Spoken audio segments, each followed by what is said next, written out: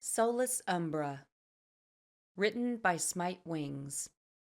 Narrated by Jasmine Myrick. Dedication. To my incredible friends and game master, whom without, this story would never have been told.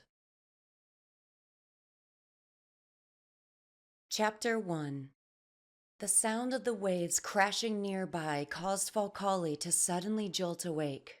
He hadn't even realized he had dozed off, but he had that dream again, the one that had been haunting him for a few weeks now. The pale blue bird stared out into the sea from his favorite spot under the palm trees on the edge of the forest. 1 foot behind himself, pressing against the tree, his other planted firmly in front of him. He was trying to forget that terrible dream as he realized that the sun was setting now, which meant that the forest around him would soon come to life. He often dealt with poachers looking to cash in on the expensive hide and bone of the rare creatures that were said to take refuge in these secluded woods. Those tales were true. Falkali acted as the sole guardian of these animals. Monsters, some would call them. They never seemed dangerous to him, though. If anything, he considered them rather helpless. Some were bizarre beings, rabbits with horns, for example. And another he would occasionally see, the singular floating jellyfish whose body appeared to be entirely made from a corrosive slime. If anyone was stupid enough to try and hunt them tonight, they would be making their move within a few hours. He had been here doing this long enough now that rumors spun in the nearby city of the bird monster that ate humans, hunted them down and picked their bones clean if they got too close to the woods. His woods. But in reality, he'd only ever eaten a finger or two, and he wasn't keen on doing it again. The few poachers he had killed had deserved it, and he let nature take care of the rest. He believed in giving back, after all.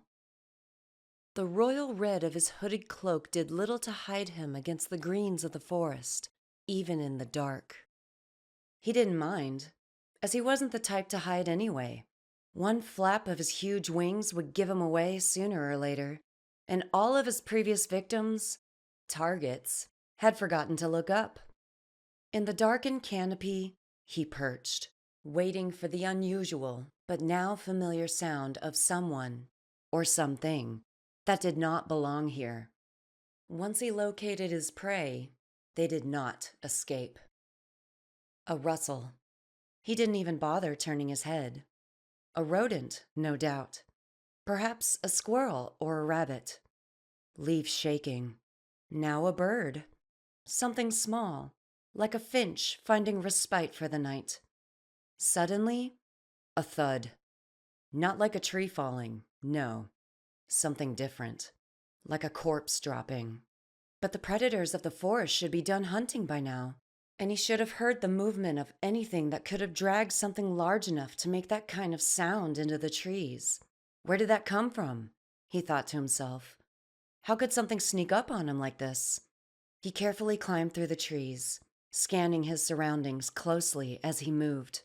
He caught the flutter of a white fabric tangled in a bush, gently blowing in the light wind that rustled through the dense vegetation. He dropped from the tree, gently holding up his wings to reduce his fall so as not to cause much sound or vibration as he landed. As he crept slowly towards the brush, he readied his scimitar that had been tucked away at his side. It was clean, looking nearly as new as the day it was gifted to him, as a light of the moon sheened off the blade in the darkness. Approaching the shrub now, he saw a figure lying face down in the sandy dirt. It was a man, a human, or an elf, or one of the many other skin men that inhabited this world.